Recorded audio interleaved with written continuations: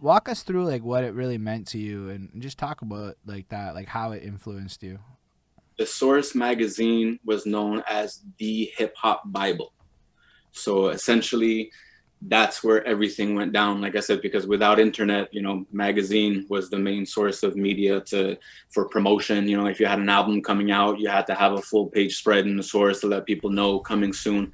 There's artists that had coming soon in there for years, and albums never dropped, but it was there. And then when you open the Source, the reason why you can't wait for the Source to come out is so that you can open it and go to I can't remember what it was called now, because it's heavy rotation. It was like the good albums, and then there was like 5 albums that were like, these are the albums that you have to have. Mm. So it was literally run out to get it as soon as it comes. I mean, in Vancouver, those times it's tough to buy certain hip hop CDs and whatever.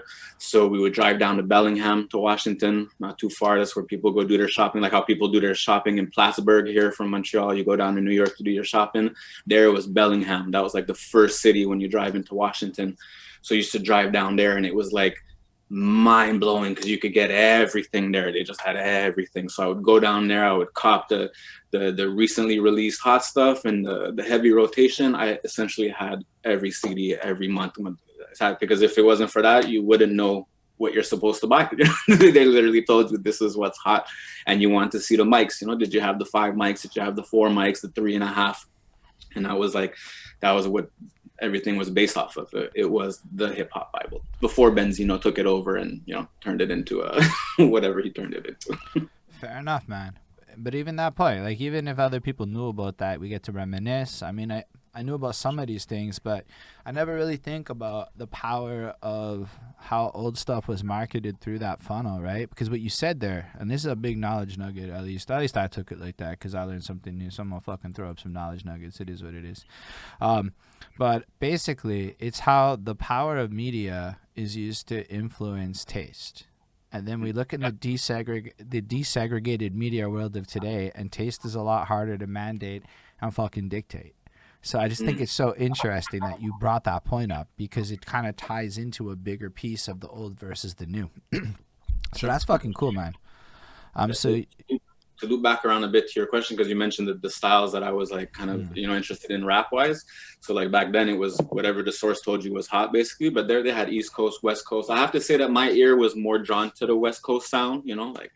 But overall, those CDs, whatever CD, wherever it was from, New York or Chicago, LA, whatever, for me to track because back then it was a there was a recipe. You had your club banger, you had your this, you know what I mean. You had to have every single type of song on your album or whatever.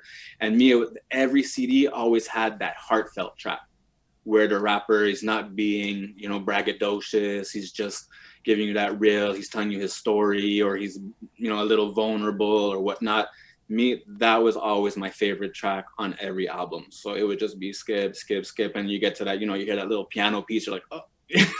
And then you go, and he's giving you that real talk, and I could always feel and connect with that. So that would be, if there was a sound or whatever, it was that real heartfelt shit, that I always drop to. that's actually really awesome. I never really like see like because again, like for me, a lot of my music consumption starts with YouTube. Like Mm. yes, no, that's not fully true. I was buying CDs for a while, but YouTube was around when I was buying CDs, so like I could go to YouTube and then go cop the CDs, right?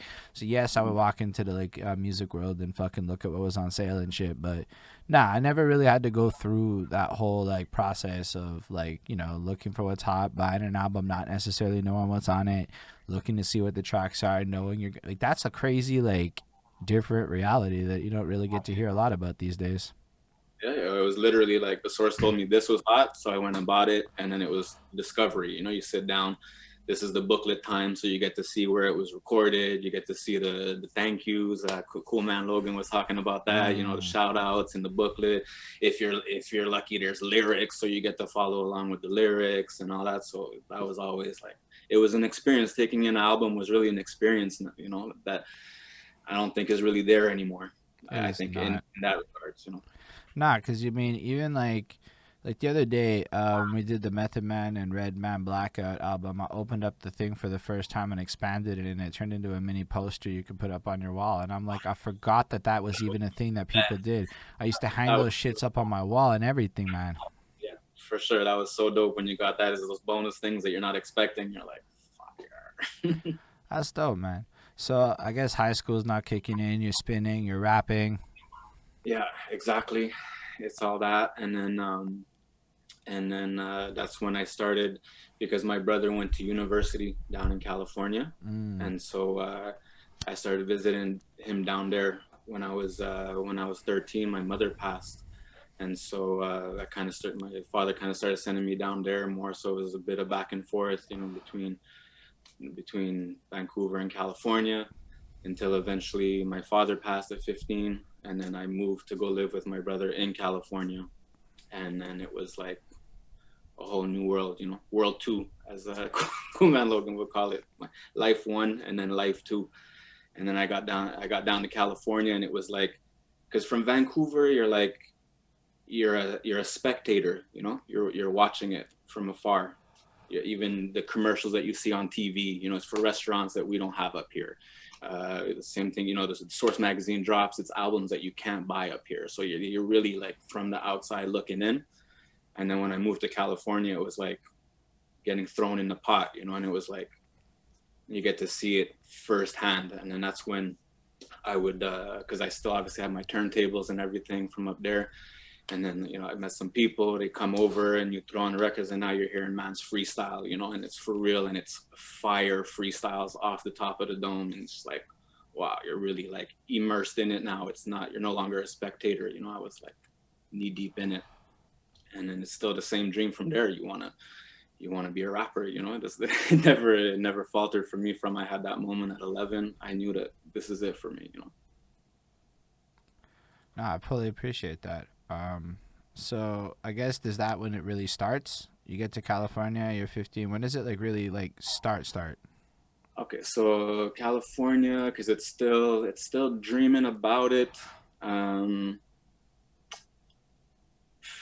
because then I moved to Montreal because the idea was always it was me and my best friend Reese. You know, shout out Reese. He we wanted to start a label, you know, and we wanted to start a label. And the way that we had thought about doing it was by building a studio. You know, we would build a studio and then have the label around that. But you know, certain situations happen. I had to leave, and then so but I kept that vision of okay, I'm gonna build a studio. So when I got to Montreal, um, I didn't have any money to build a studio.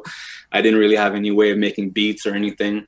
So I used to go into like Archambault, and I would get my little diskettes because at that time you used to save instrumentals. If you had like a keyboard that you could make beats on, you would save it on a diskette. So I would go to Archambault and you could try the stuff.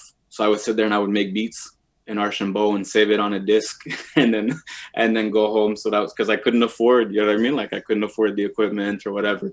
Then I discovered Steve's Music, and shout out to Steve's Music because they were it at one point here in Montreal as far as the music world is concerned, and they would rent out equipment.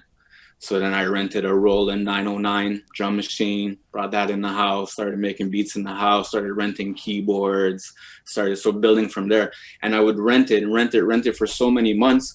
Eventually they told me that, hey, you know what? Everything that you spend on the rental, half of it can be applied to the purchase. So I had been renting for so long. Yeah, I was like, bro, okay, so let's go. Let's make it a purchase, you know? So I would turn this rental equipment into purchase equipment. And then I had the team up here, you know, we had Ips, BL, Bud, Abe, Nax. It was all these guys that would come over. And I had it was an 8-track digital recorder at that time. I had my keyboard, so I would make the beats, slap the beat onto the recorder. We had the mic. We used to just drop things. And so moving from Cali to here, when I got here, my brother Flesh, shout out to Flesh, he nicknamed me Cali Boy, you know, because he's Trini. I don't know if you know, but that's, you know, the ad boy to the end of everything. So it was Cali Boy, you know. So then it became Cali. And then when the mans used to come and spit over the beats, somebody just said Cali Productions, you know, at the beginning. And so that was like the start. I made the Cali Productions logo, and I kind of ran with that. And so Okay, my so name was Cali. can we just pause for a second and talk about how you broke the system before you could break systems?